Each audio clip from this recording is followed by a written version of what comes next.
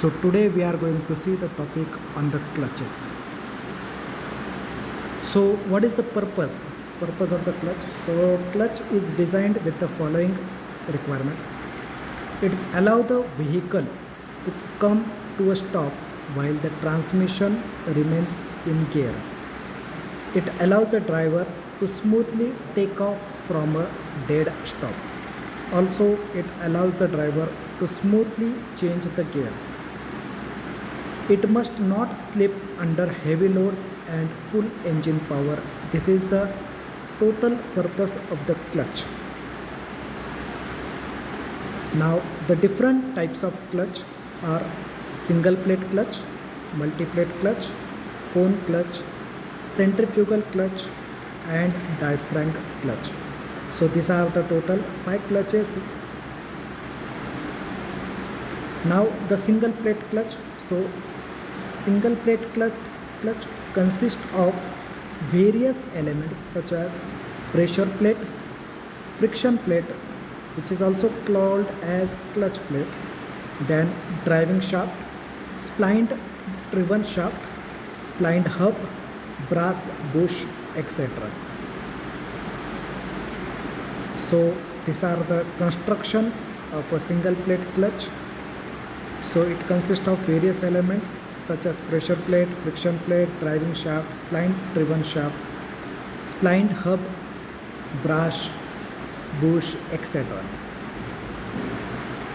So friction plate has a ring of friction material on either side. Friction plate is attached to a splined shaft which is free to slide axially on splined driven shaft and rotates along with driven shaft. The spring is placed between pressure plate and cover. Brass bush is press fitted inside the pressure plate so that it can rotate freely on driven shaft. So this single plate clutch is mostly used in heavy trucks, cars, etc. Then next is multi-plate clutch. So multi-plate clutch consists of 2 sets of plates, the driving plates and driven plates arranged alternatively. Driving shaft, spring, spline, driven shaft, etc. are the components of multi-plate clutch. In multi-plate clutch, there are more than one friction plate and one pressure plate. So it is called as multi-plate clutch. As we have discussed, it consists of more than one driving and as well as driven plates. So the number of pair of contacting surface is more than 2, hence it is called as multi-plate clutch.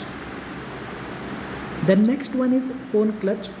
So cone clutch, it consists of driving shaft, splined driven shaft, outer cone, inner cone, helical compression spring, etc.